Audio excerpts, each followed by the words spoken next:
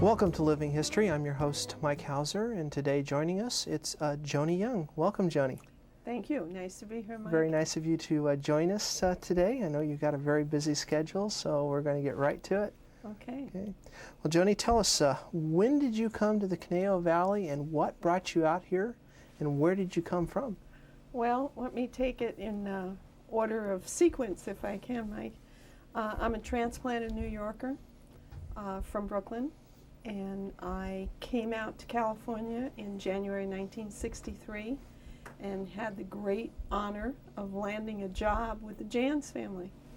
And I went to work in Santa Monica at Cloverfield, at the Jan's office there. And then I was shipped after that to Kirkby Center in Westwood, and then out here. And I came out here to live in 1966. And I understand your husband was out here even earlier than that? Richard came out in late 57, and he came out to build the first Conejo country homes as a subcontractor at that time, and been here ever since. Now, what are some of the other projects that you were telling me some of the other projects that he had worked on as well? Oh, Richard was one of the early pioneers of the community. He and a group of people, including Joel McCrae and Reverend Bob Lawson and a lot of other good folks, built the first Y up on Moore Park Road, and he was involved in getting the first Masonic Lodge off the ground, which is still standing on the down across from the old Oakdale Meat Market, now an antique market. And then since 1969, is it? You've been involved in real estate. Right. I went from the development side to the real estate sales side.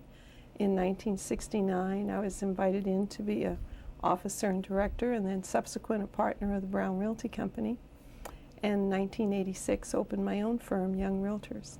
You've been doing that ever since? Ever since. Right. Been in the land development, real estate, sales side continuously since 1963.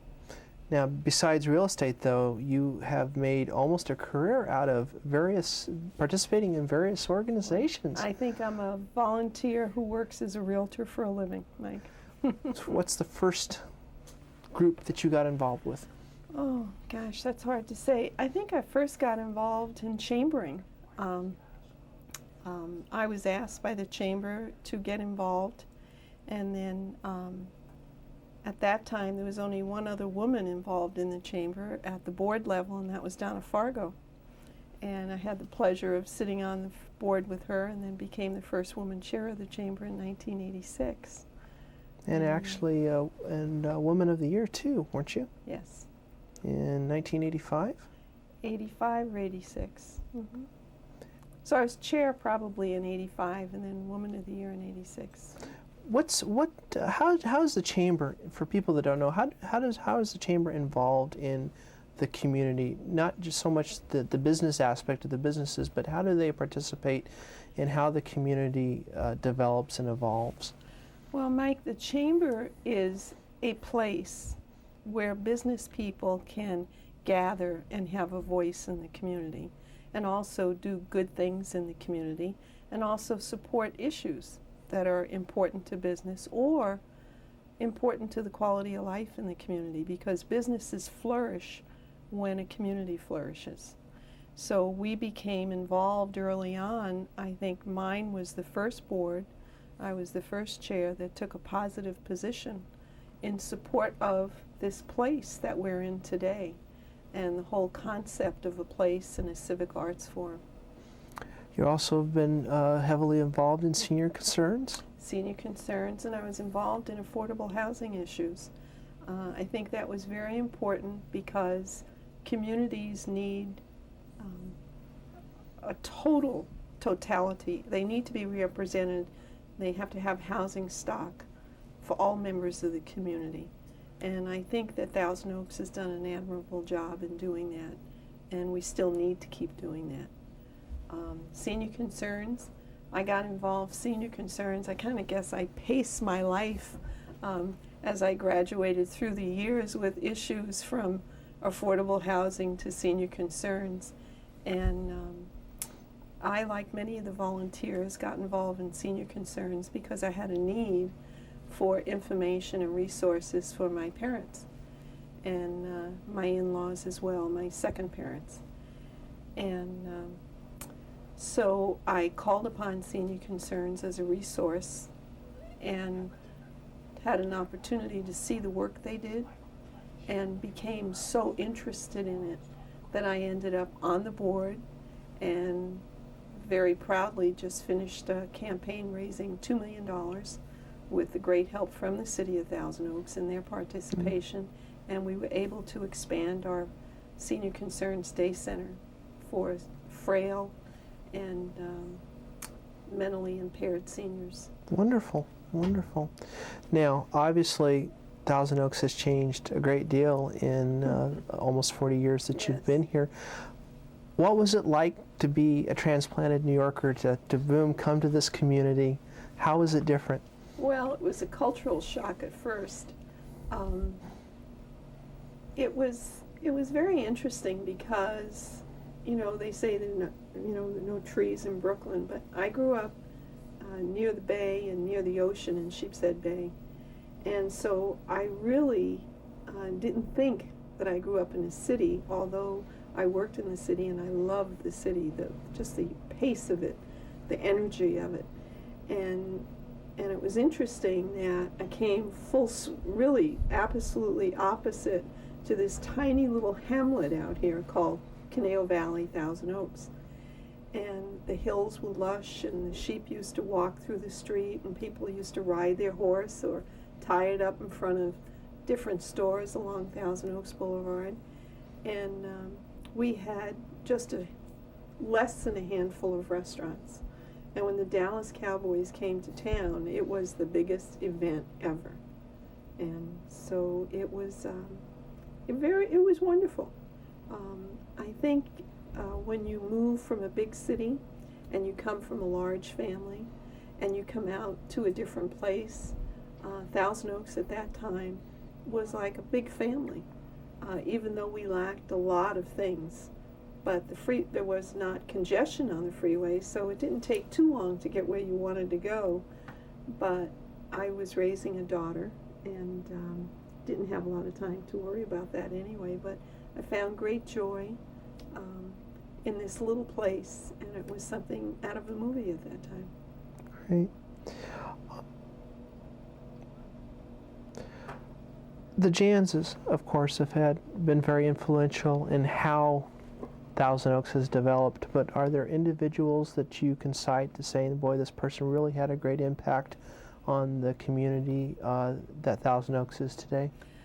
I think Mrs. Florence Jans was a very involved matriarch of the family, and Ed Jans was very involved. They were very benevolent in the community.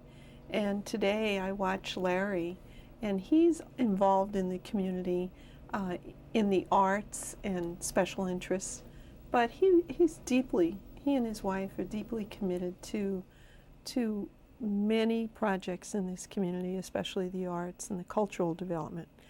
And they have a pattern, and they've been consistent with that.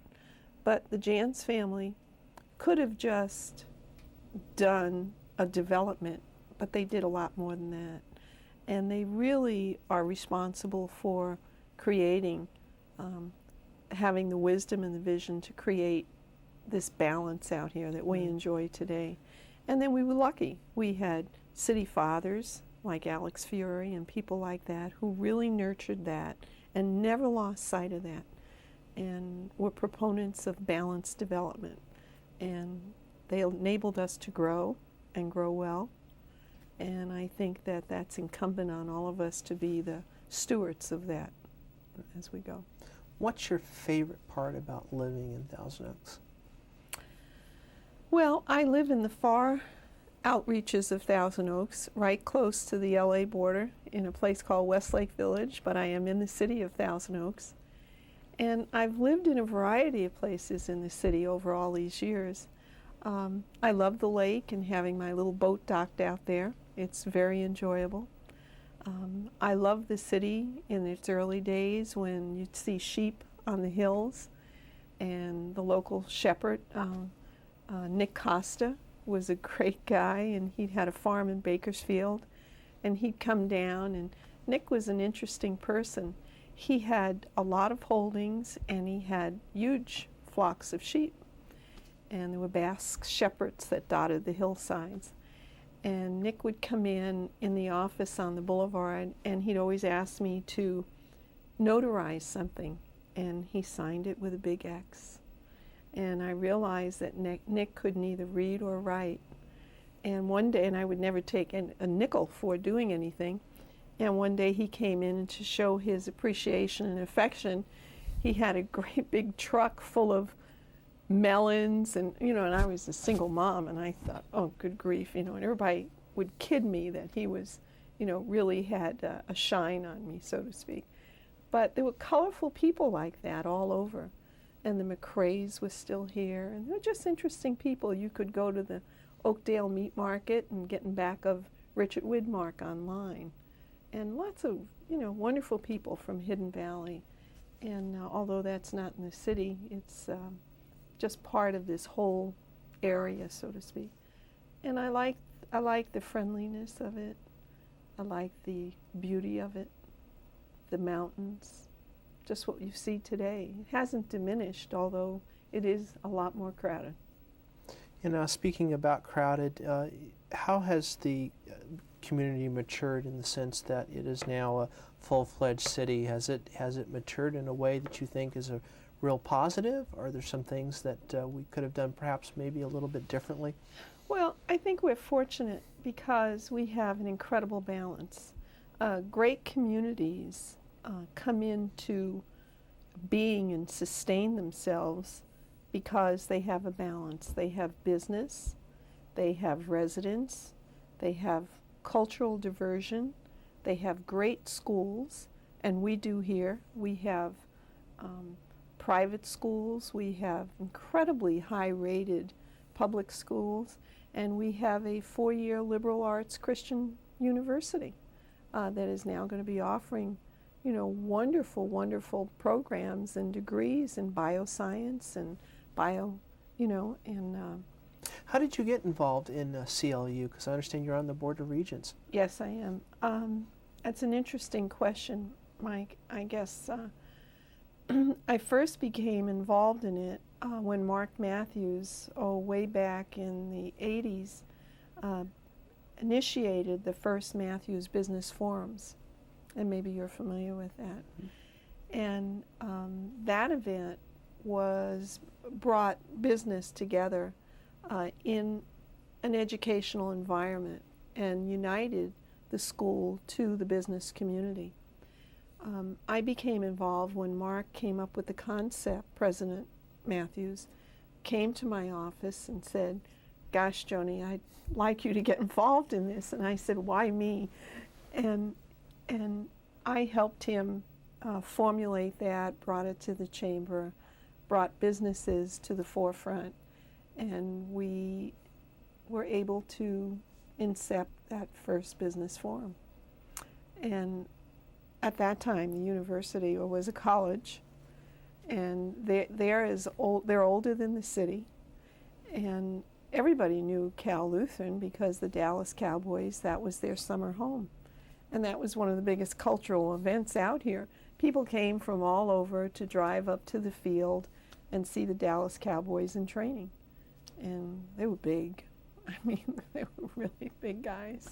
And it was a fun event. And the university, I think, many years ago, before we had a place, was the only place or provided most of the cultural entertainment that we had out here. I mean, they had the events. That was the only place that we had that more than 100 people could gather. And so that was the staging place for many events. What's the biggest challenge facing Thousand Oaks for, say, the next 20 years? I think housing issues are a big challenge because we've been successful in attracting incredible businesses. You think about Thousand Oaks and realize that we're corporate headquarters to many of the Fortune 500 companies. Years ago, the Jans family started the industrial park, and Westinghouse used to be out there. Semtech was there and still there. Northrop was out there. And now today you have Amgen, you have Blue Cross, we have Verizon. Think of the many businesses. You got Dakota Smith over in Westlake, but all of that has an impact on these communities. Blue Shield, Blue Cross is their corporate headquarters. Lots of jobs. So our challenge is going to be sure that we maintain a jobs housing balance in this community, even though we're built out.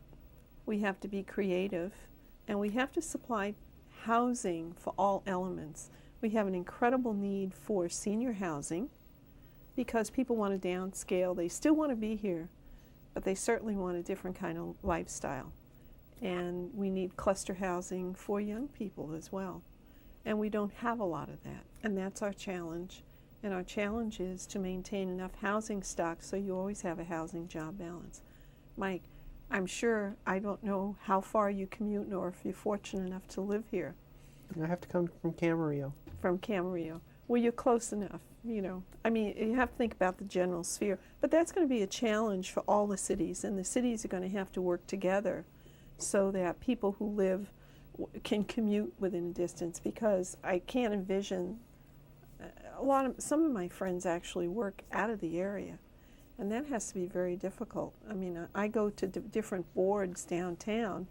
I mean, it's a nightmare traveling, negotiating, or navigating the freeways. Right. Let's talk a little bit about your involvement, you and your husband's involvement in a project that's sort of been synonymous with the Valley, and that's Conejo Valley Days. I got involved, well, everybody was involved in Conejo Valley Days early on, and it was nothing like the mega show it is today. And there was a little parade down Thousand Oaks Boulevard, and all the kids and everybody would sit on car trunks and, you know, and watch and go by, and local people ran for sheriff at that time. Not Conejo Valley Days, you know, chair or whatever. And they ran for sheriff of Conejo Valley Days. And it was to raise money for various charitable organizations. I mean, in the early days, the big thing was we put park benches in the park, or helped Conejo Rec, before there was a Conejo Rec, build some of the little facilities in the park, or swing sets and things like that. And now today it offers an opportunity for all the many nonprofits in this community, and there's endless amounts, to have a place to raise money. And the volunteers come and participate, and I think anybody who volunteers has more fun than just somebody who goes there. And the Special Kids Day. And we got involved because, I mean, it was a major part of the lifestyle here. You had to be involved, otherwise you were an outcast. And you wore cowboy clothes, and many people did wear cowboy clothes all the time. And so my husband was involved. He was president of Westlake Rotary, and Westlake Rotary annually handled the rodeo. And Richard was rodeo chair for several years. And I made and sold more hot dogs than I ever want to see again. Joni, what's your greatest personal accomplishment? I think having a large family. When Richard and I got married, we brought families together, so we have 5 children, 12 grandchildren, 4 great-grandchildren, and lots of grandchildren, in-laws, and in-laws, and still being a part of their lives is very important to me. I think that living life the way you want to, and being able to work and continue to do the things you like to do, is success. I don't think success sometimes is great accomplishments. I think my philosophy, and I think my husband's too, is you have to live life with purpose and passion. And I think when you do that, all the rest fall into place. Sounds like a wonderful philosophy. But you have to be a stakeholder. You have to be engaged engaged in your family, engaged in your community, and engaged in your business. Otherwise, you're just not living life to its fullest. What advice would you have for, say, future residents and city councils on how to manage the city and evolve the city? I think it's incumbent on people when they enter into the public arena or they volunteer to be in the public arena to stop thinking they can make something better. Just look at what's here and try and preserve it, and also have a stewardship for future growth. You can't stagnate because, people who resisted technology, they're locked out. And we've passed that. I think people have to be always looking forward and forward thinking. When you reflect upon the Alex Fioris of the world and all the great people, Frank Shillow and the mayors and Judy and Francis and all the great people that have been involved in this city. And they took time and they really did a good job. I mean, they asked the right questions. They didn't form opinions without a lot of investigation, and they were open-minded. And I think you have to be open-minded to go forward. You have to think about the young people all the time because they're going to be our next seniors. Anything that I haven't asked you that I should have touched on? Yeah, my age. Thank goodness you're diplomatic enough not to be asked dumb questions. Thank you very much. And thank you very much for joining us. It was a pleasure to have you with us. Thank you, Mike. And thank you also for watching Living History.